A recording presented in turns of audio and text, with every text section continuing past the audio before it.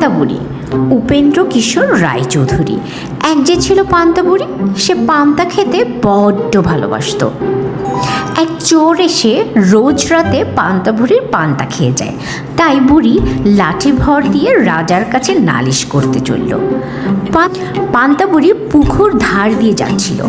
একটা শিং মাছ তাকে দেখতে পেয়ে বলল, পান্তা বুড়ি, ও পান্তা বুড়ি, কোথায় যাচ্ছ?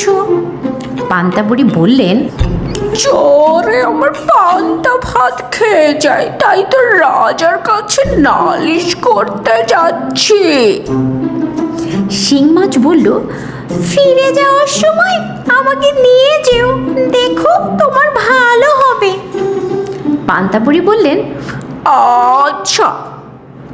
বুড়ি যাচ্ছে তো যাচ্ছে। তারপর পান্তা বুড়ি বেলতলা দিয়ে যাচ্ছে।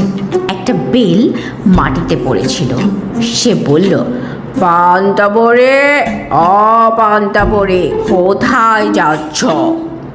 পান্তা বুড়ি বললেন, চোরে আমার পান্তা ভাত খেয়ে যায়, তাই রাজার কাছে নালিশ করতে যাচ্ছে বাছা।